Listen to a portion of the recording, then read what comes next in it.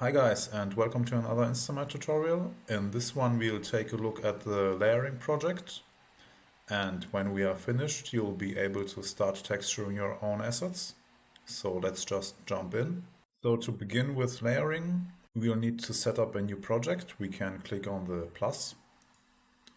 Then we'll go to layering. We can choose a type like multi-material, multi-material unified, and UDIM.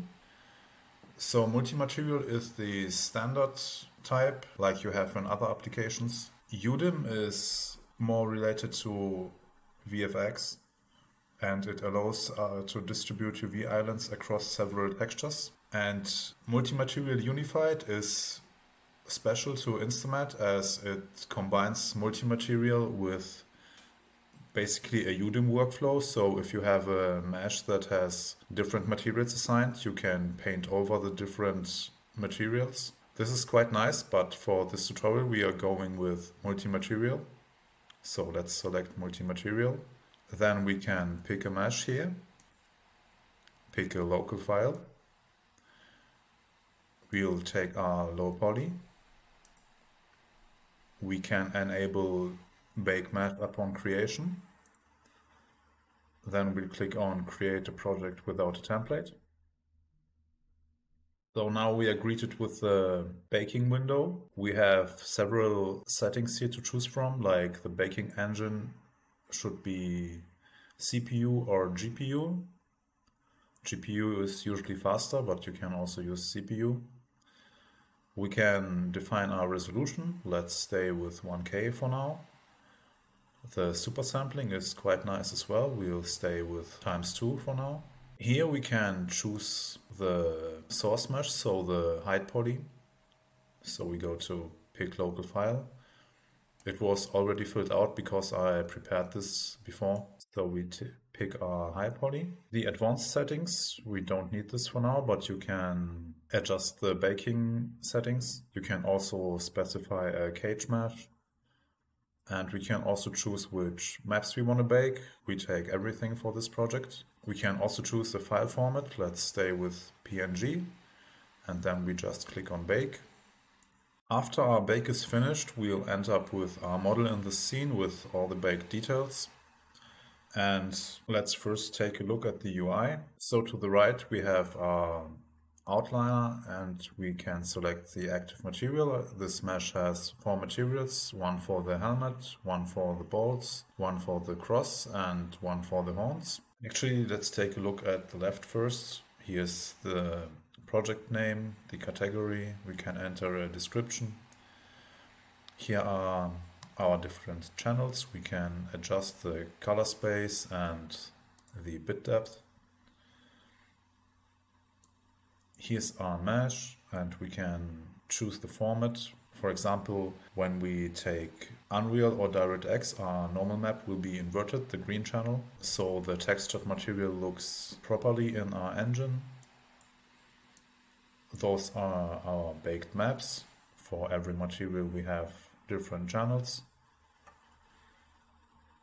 Here we can define some metadata like the author and so on. So to the right, like mentioned, we have our active material. We have our selection to add new layers. Those are for masks and generators and so on. So let's start with our helmet. Let's click on this icon here and add a new layer. Let's choose a multi-channel layer. And we can choose the projection type, the filtering mode, sampling mode, the scale.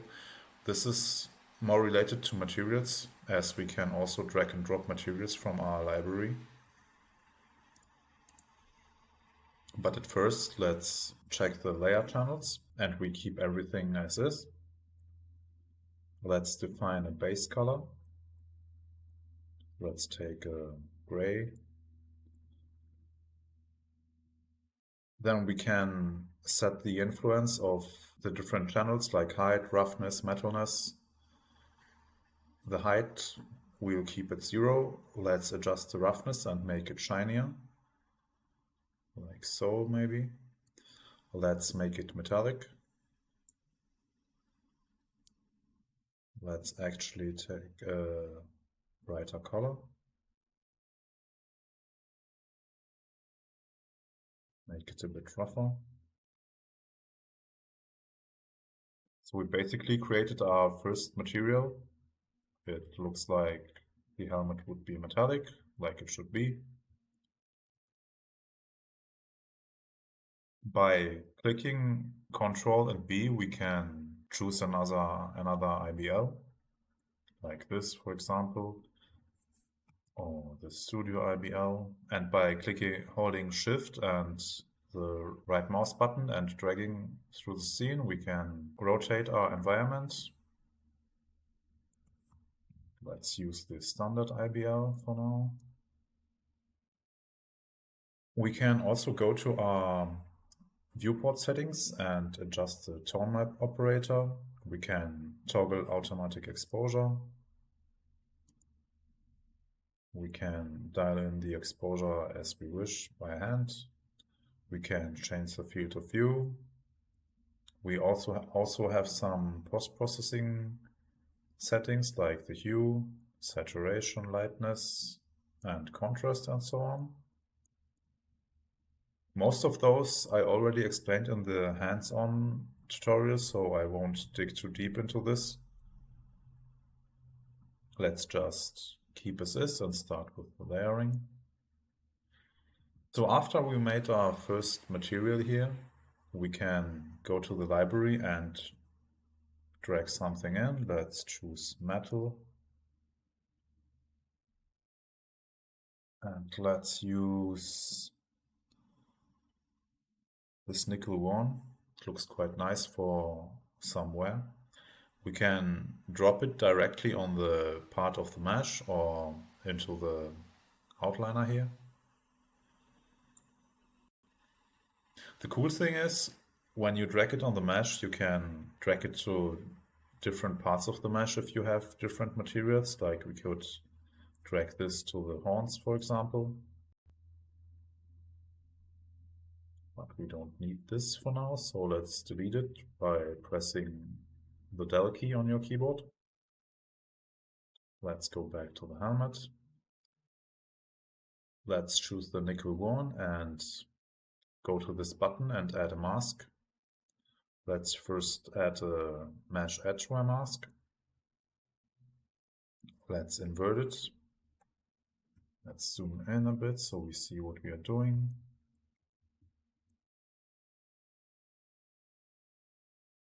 You can also adjust the masks with the gizmo here, which is quite nice. We can also press E to rotate it, R to scale it.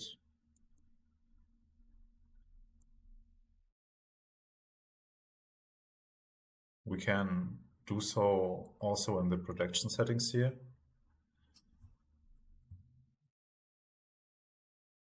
Let's keep it as is for now. Let's set the curvature mask mode to both, so edges and cavities gonna be affected. We can increase the sharp opacity and the other different settings.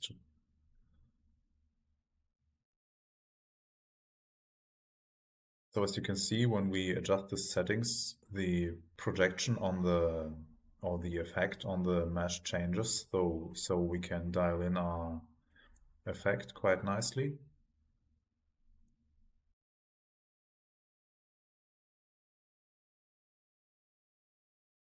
The effect of the match edgeware mask will be based on the curvature map of your mesh. So for example, by using the mode both, it will affect, like mentioned, the edges and the cavities, but we can also use only edges or only cavities. So cavities, for example, will be something like those cracks here, those scratches here, and edges are the edges of your mesh. Let's stay with both. And additionally, we can also break the effect up with the grunges here.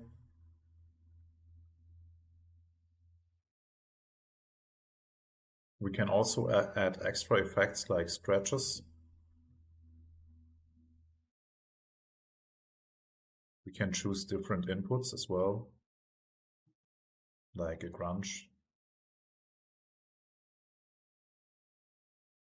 So now that we changed the input, we have different settings based on the burnt grunge. But let's go back to the scratches again, as those are quite nice. We have different types of scratches. The scratches 3 are really great. We can adjust the scale. Also the tile multiplier, so we are getting more of them. The density. Grain is quite nice, but not for metallic objects. It's more for stones and so on. We can distort the scratches more and warp them, define, adjust the lengths and so on.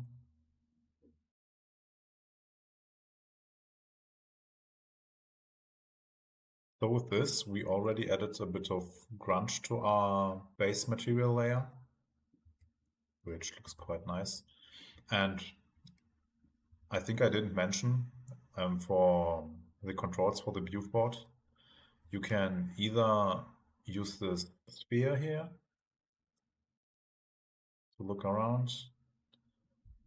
You can also hold Alt, and by pressing the left mouse button, we can rotate. By pressing the middle mouse button, we can pan through the scene.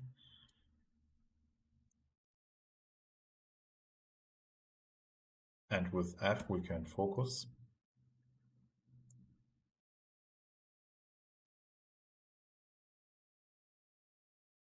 So let's add another mask to our nickel one material. Let's use the Mesh Mask Builder, which is quite an interesting mask. Let's invert the effect first. So with this one, we can create a nice mask based, for example, on the AO. As we don't have a strong AO, this won't do much here. But we can use gradient, for example.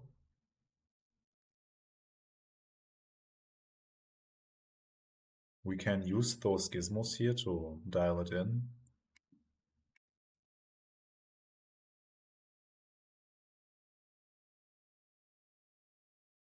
This will mask our previous effect.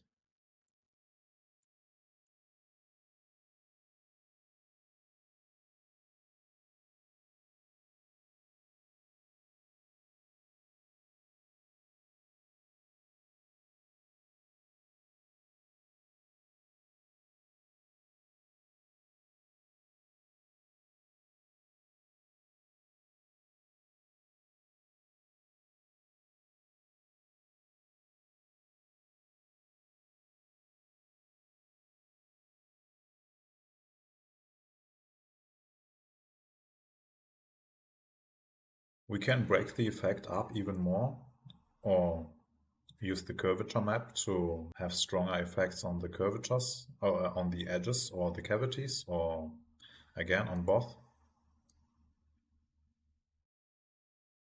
We have the same settings here, like brightness and the contrast. We can use grunges to break it up more.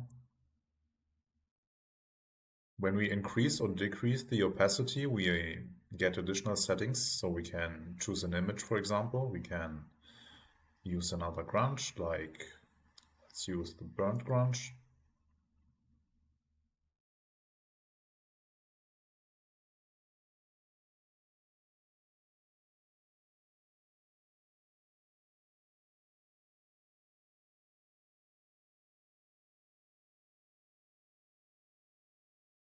This looks quite nice. So we have more wear on the bottom of the helmet and a bit less on the top. We could use another grunge to break it up even more, but let's keep as is. Let's use an additional material here, like rust maybe. Let's place it on between the nickel one and the new material channel, which is our base material. We can also increase and decrease the strength of each of the materials. If we decrease the nickel 1 or set it to off and the base material, we are ending up with only the rust. Let's put it here. Let's turn on our other materials again. Let's use a mesh mask builder on the rust material. Let's invert it again. Or actually, let's not invert it.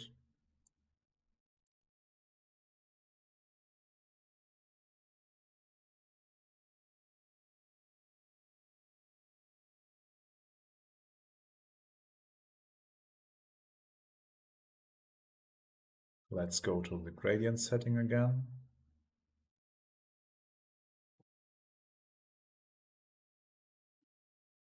Let's invert the gradient.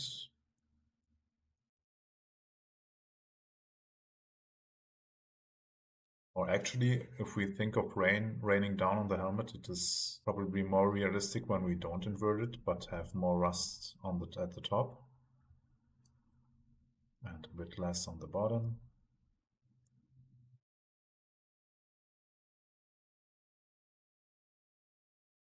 It's a bit too harsh.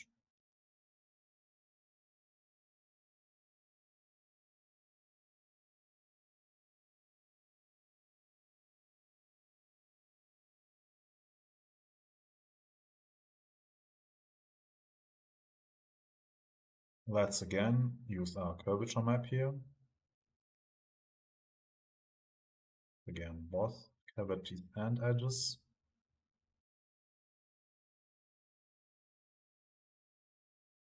That looks quite nice already. We can again add a grunge to break up the effect and make it look more realistic. Let's maybe use spot 6.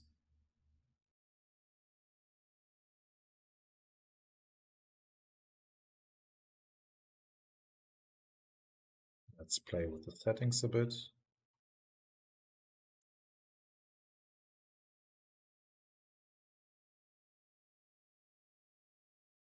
And let's use a second grunge. This time with negative values. And let's see, let's use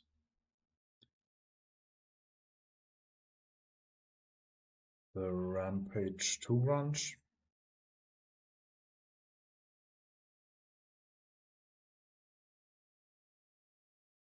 Let's again play a bit with the settings.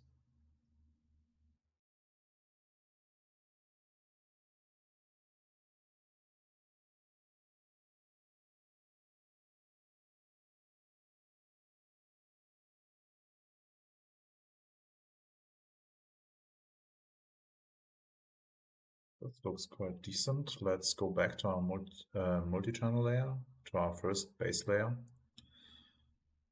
Let's make it a bit rougher.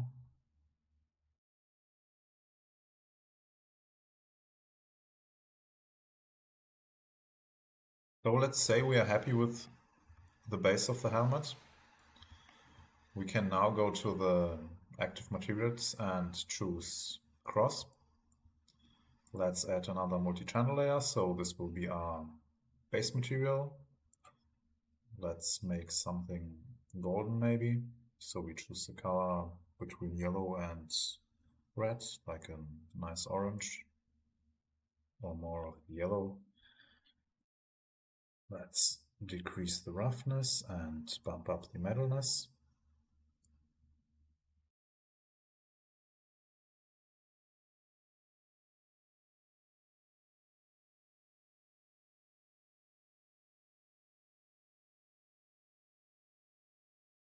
We can again use the material from the library. Let's take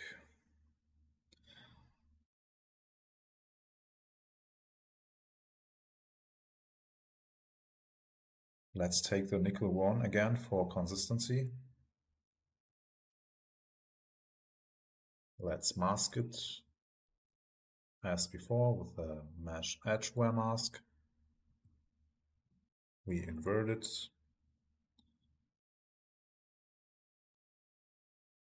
Let's decrease the blur a bit. Bump up the opacities.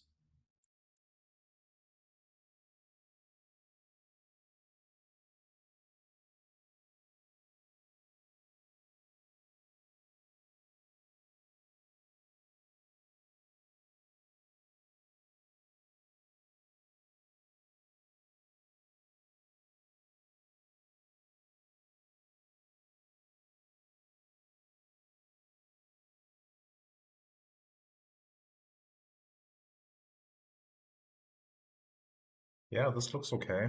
So, though for the tutorial to not be too long, let's keep it simple. Let's go to the horns. Let's create two multi-channel layers. One will be a golden one.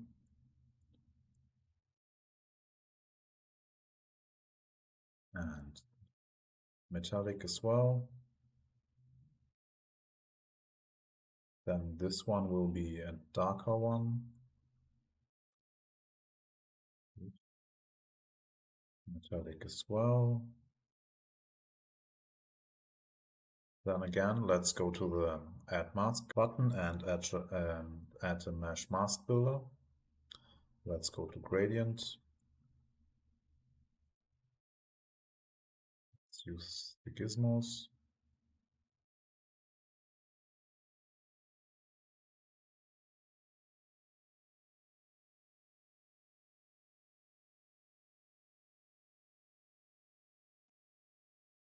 Opacity to full.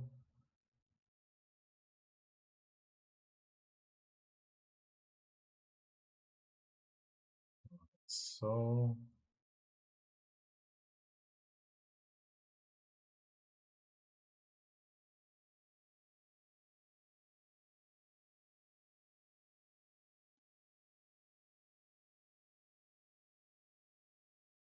change the color. Desaturate it a bit.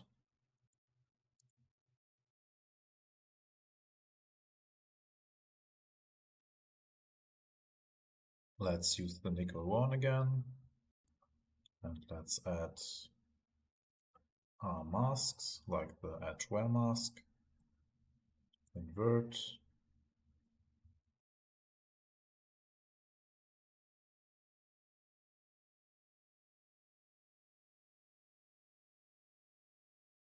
Let's again set the curvature mask to both.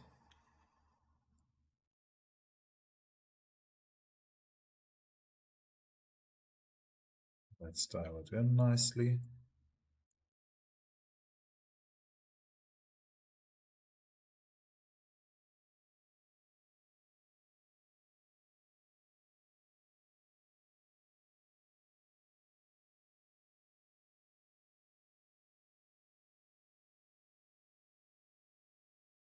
Let's use a mesh mask builder again.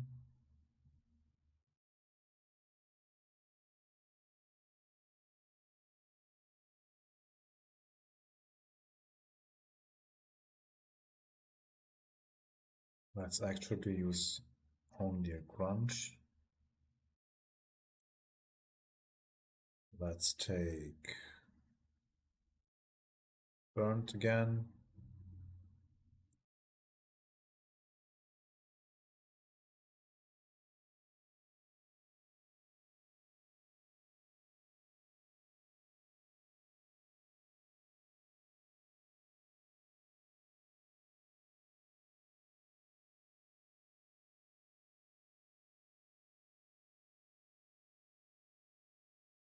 And let's quickly use something for the balls.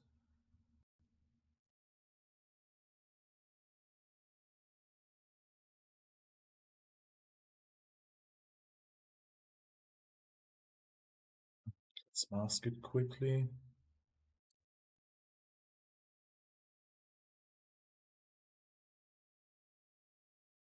Let's just keep it like so. Control B to change the IBL.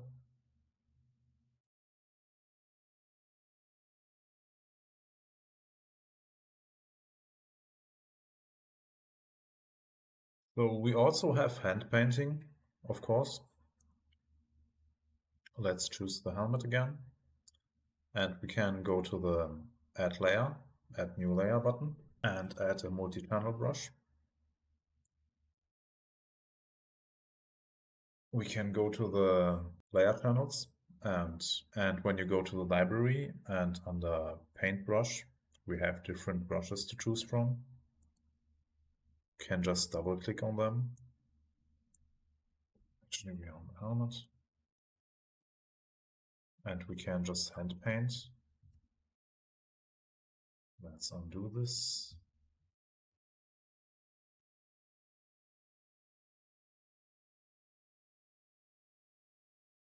We can also use the tablet, of course. So when we go to the brush properties and to dynamics, we can click on this symbol here for size, flow, rotation, and position. And we can change from random to pressure, tilt, or rotation. So pressure and tilt is quite nice for tablets. So let me plug in my tablet quickly. So when we now change the dynamic size from random to pressure, and we paint on our mesh, as you can see, when I press lightly, the stroke is thin, and when I press harder, the stroke is getting bigger. Let's undo this quickly.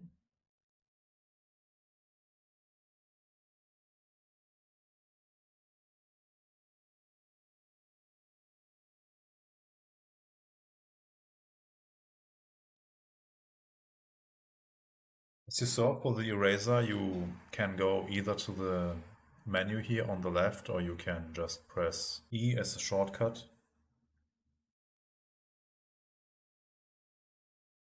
B is for brush, and E is for the eraser.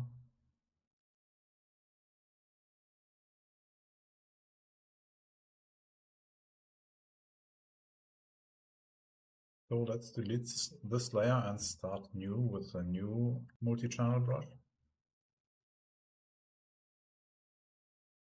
And another cool feature is when you press and hold Shift and then drag, you can drag a straight line.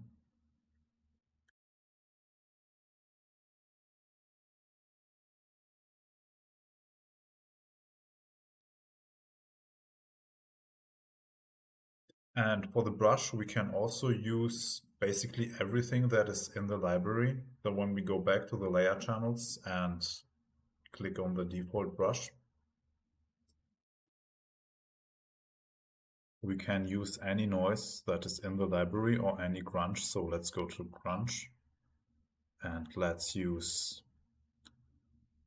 spots 4. We have some settings here, like the brightness of the brush, as well as the contrast. And we can also use a vignette, so we can mask it up and it's not a rectangle anymore. And of course, we have different settings here. So these are all the settings from the spots 4 noise. When we choose something different, like let's use the smudges crunch, we have other settings, like the smudges crunch would be when you use it in the element graph for material creation. Let's use the vignette. Let's go back to the brush properties. Let's set the size to pressure again, and the flow as well. Let's increase the spacing, so we always have a preview what your brush is looking like.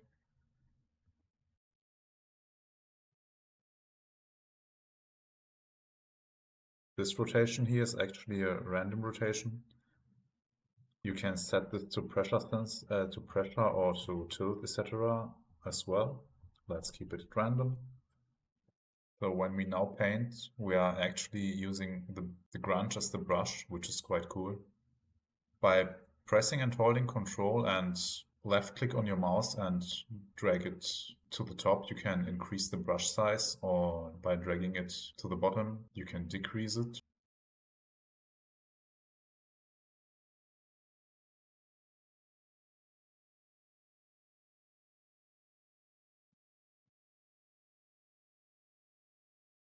Spacing might be a bit too much.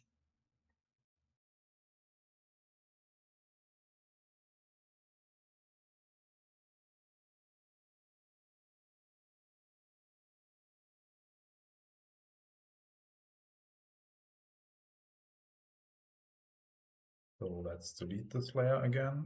What I also wanted to show is that you can create an element graph or a custom brush in the element graph on the fly. So when we go to the package management, I already prepared some blood splash, and you can basically make a small graph, and the outcome will be your brush. So you can use this as your brush. You just have to define the category. So for this, I choose paintbrush and mask, and I called it blood splash. I'm not sure if this is really interesting, but it's basically just a shape generator with a sphere, and we inputted it into a guided scatter with a mask input, a scale input, and a vector map input. We made two of them, one with larger shapes, one with smaller shapes. We blended them together. We used the slope blur node with the direction input, so we can get the smudges. We directional blurred it. I also inverted it and blurred it, and then subtracted the blurred version from the invert, so we can have some nice outlines. We then blended it with the initial shape, and we defined it as hide output. So when you make a graph and save the project, you can go back to your layering project again.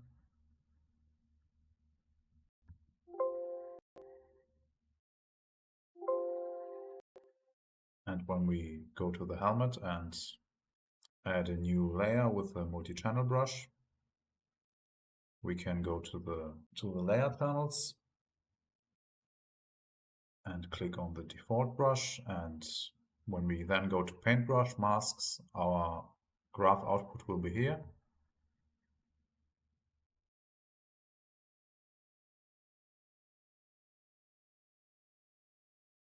Can increase the size. Let's assume this is some blood, so we choose a dark red color, and we can just apply it to our object.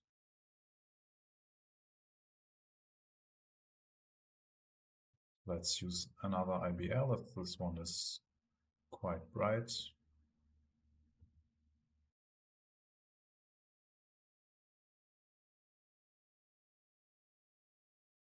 We can also, this is for every brush you choose, you can also adjust the effect on the different channels. So we could, for example, increase or decrease the roughness when we paint it. Then we have a much shinier effect.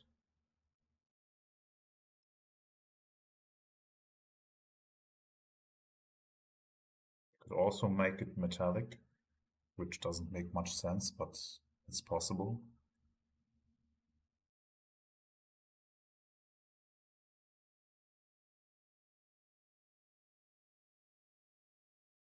Let's use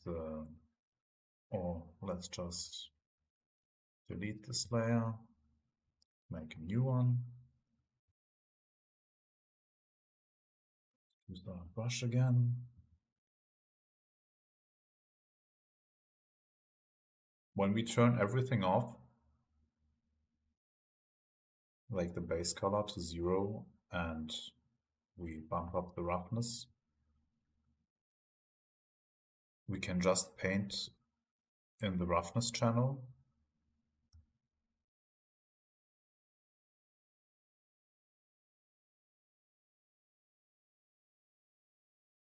This is also quite a nice effect. This would be great for scratches and so on. We can also, for example, make it shiny and full metallic. So we can paint on this and we have nice full metallic reflections.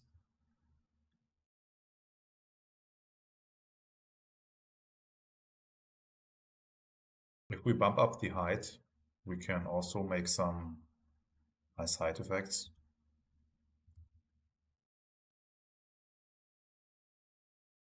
So as you can see, this is displaced now.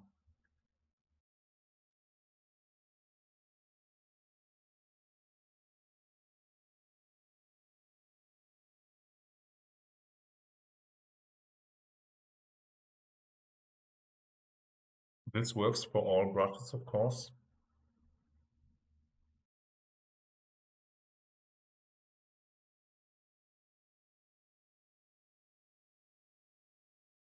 What I didn't mention yet is that you can change the blend modes of your different layers. So for example, for the helmet, when we have the nickel one layer here, it's set to default currently. We can change it to average, for example, or we can add the effect. We can use maximum, minimum, multiply. We can also choose the channel here. Or let's at first look at the opacity slider here. We can adjust the opacity. That's also for all the masks, etc. that you are using. We can also go in and change the channel, for example, the roughness.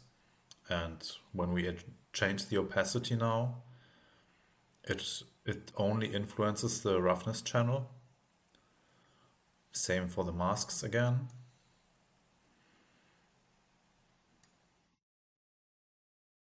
So when we go to the multi-channel layer here, you can see how it gets rougher.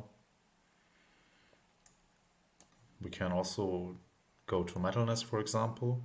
We can make it a non-metal. Could also go for the base color and adjust it so it's a full black. It looks cool as well.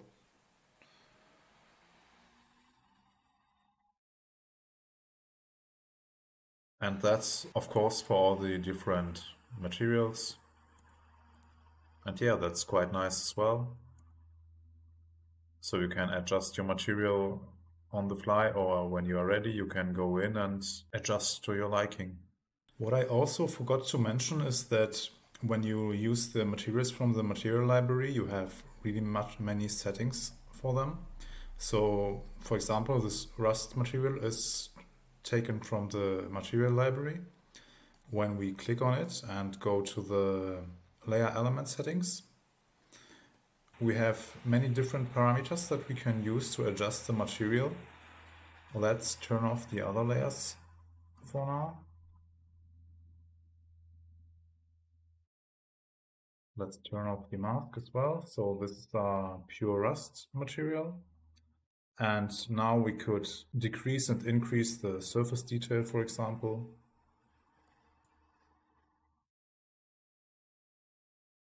We could add some grease or greasy leaks.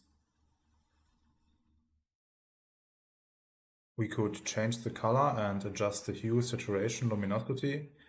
We could add dust and we could reduce the rust amount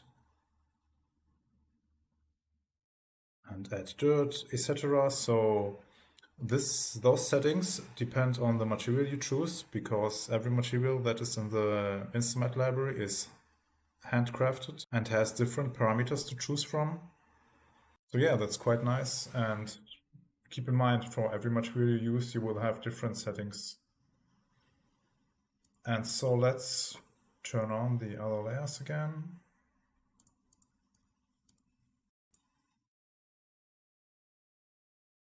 Not the multi-channel brush layer.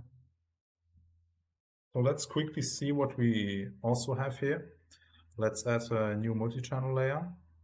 We can use filters and effects as well, and also generators. So for example, when we want some scratches, we just use the scratches 3 generator. Let's turn off all of the channels but roughness.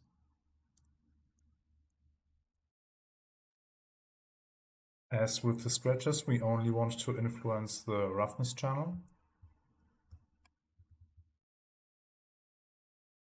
Let's set those to maximum and the layer as well.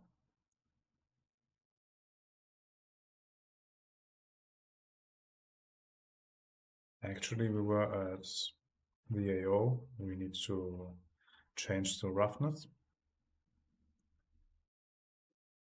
So now we have nice and rough scratches here.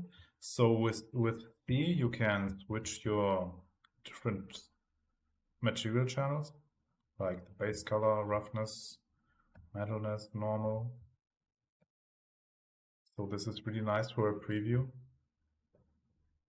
Let's set up the scratches a bit.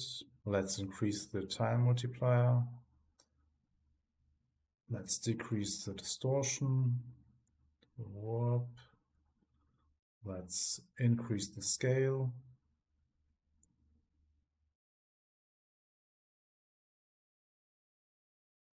Yeah, let's keep it like this. Should be enough for the tutorial.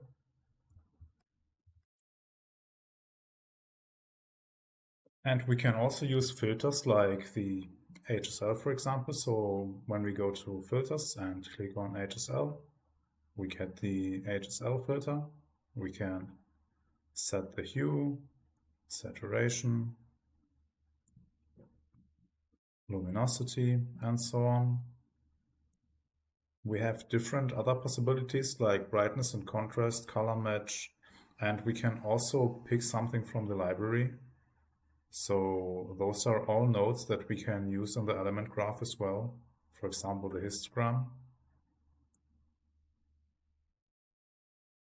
So we have really many possibilities to adjust our materials and different layer channels. We can also use effects like a warp. Okay, as this is just a color, you won't see anything. So let's quickly drag in a material from the library. Let's just use this one. So when we now add an effect like the warp, you can see how our texture is warping. And as well, we can pick different options and also things from the library.